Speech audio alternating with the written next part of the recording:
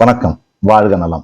இன்னைக்கு என்ன பார்க்க போறோம் அப்படின்னா, செய்வினைகள். அதாவது இந்த அமானுஷ்ய சக்திகள் இருக்கு இல்லையா? அந்த மாதிரி செய்வினை இருந்தால் அதுக்கு எந்த மாதிரி அந்த செய்வினை பவரை குறைக்கிறதுக்கு ஒரு சின்ன எளிமையான பரிகாரம் தான் பார்க்க போறோம். அதுக்கு முன்னாடி வழக்கமான ஒரு விஷயம் தான் இது. நம்ம எப்பவுமே பிறருக்கு உதவி செய்யணும். அந்த உதவி நன்மையான உதவியா இருக்கணும். உதாரணத்துக்கு நம்ம ஒரு செருப்பு அறந்து போச்சு, ஒரு குடை ரிப்பேர்னு யார்கிட்டயாவது நம்ம சரி பண்ண ரிப்பேர் கொடுக்குறோம் பார்த்தீங்களா, அங்கே போய் பார்கிங் பண்ணிட்டு இருக்காதீங்க. அவர் கேட்குற பணத்துக்கு குறைச்சி பேச வேண்டாம். உழைச்சி சாப்பிடணும்னு முடிவு பண்ணி அந்த வேலையை செய்கிறாங்க. அதில் போய் நம்ம பார்கிங் பண்ணுறது சிறப்பாக இருக்காது.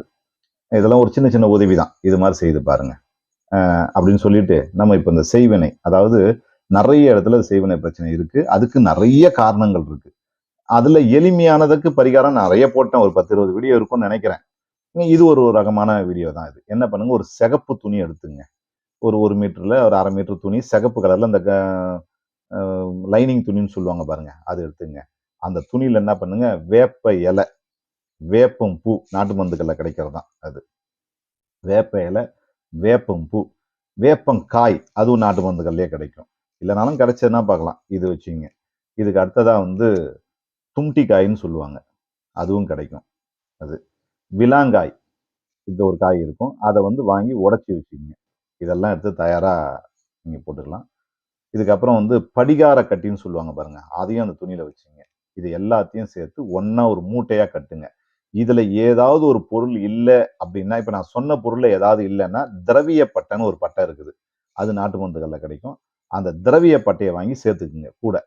இதுல இல்ல, அது இல்ல, அந்த பொருள் கிடைக்கலன்னா அதுக்கு பதில் இதை சேர்க்கலாம். மொத்தத்துல வேப்பம் பூ கிடைக்கும். அது ரெடிமேடா கிடைக்குது. வேப்பம் கொட்டையும் ரெடிமேடா கிடைக்குது. ஒரு வேப்பம் கொட்டை கிடைக்கலன்னா பரவாயில்ல, விட்டுடுங்க. எது இருக்கோ அதெல்லாம் சேர்த்துக்குங்க.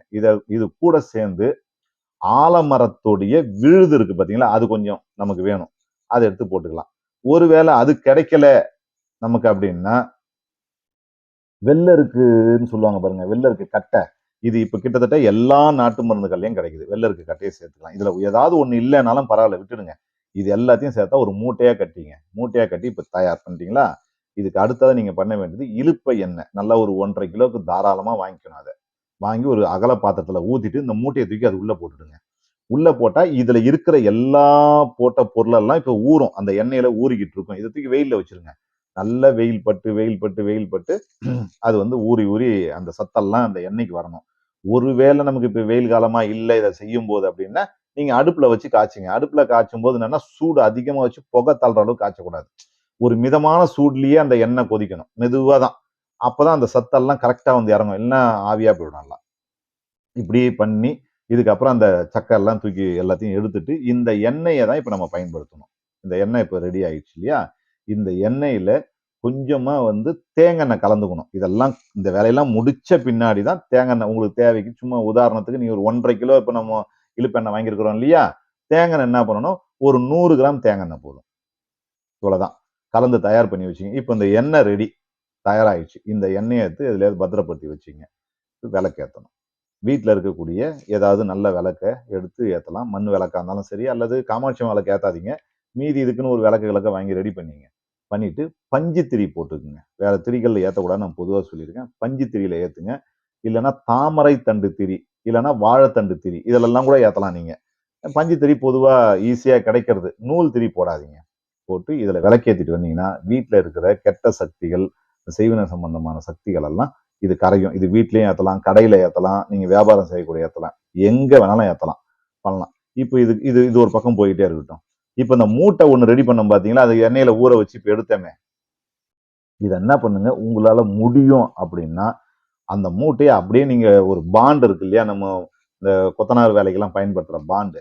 அந்த பாண்டுல என்ன பண்ணுங்க, இத போட்டு இத கொளுத்திருங்க. கொளுத்துனா கிருஷ்ணால ஊத்தி கொளுத்தக்கூடாது. கற்பூரங்கள போட்டு இத கொளுத்தி கொஞ்சம் தீச்சிருங்க. இது தீஞ்சதுன்னா ரொம்ப நல்லதுதான். தீஞ்சு எதெல்லாம் தீயுதோ அந்த அளவுக்கு தீயட்டும். தீஞ்ச உடனே எவ்வளவு உங்களால அத அதாவது நெருப்பாக்க முடியுமோ அவ்வளவு அளவுக்கு நெருப்பு பண்ணலாம். நெருப்பு பண்ணி அத பூராமே தீச்சு விட்டுடுங்க. தீச்சுட்டா அதுல இருந்து கிடைக்கக்கூடிய கறியை எடுத்து நல்லா அரைச்சிருங்க.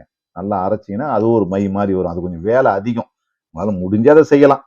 அந்த மைய எடுத்து நல்ல நெய்யில குழப்பினீங்கன்னா, ஒரு மை தன்மை, கண்ல வைக்கிற மை தன்மைக்கு வந்துரும். இத எடுத்து நெத்தியில இட்டுட்டு, அல்லது நம்ம வண்டி, வாகனங்கள், வீட்ல எங்க தடவினாலும், கெட்ட சக்திகள் அந்த இடத்துல நிற்காது. இது இது எக்ஸ்ட்ரா தான். ஏன்னா இது கொஞ்சம் வேலை அதிகம் இதை செய்யறதுக்கு.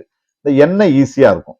இதை செய்துங்க. செய்தால் கெட்ட சக்திகள், அதாவது செய்வினை சக்திகள்ல இருந்து நம்ம விடுபடுறதுக்கு ஒரு நல்ல தாந்திரிகமான ஒரு பரிகாரம் இது. இதை செய்து உங்களுடைய வாழ்க்கையில வளம் பெற்று நலம் பெறுங்க.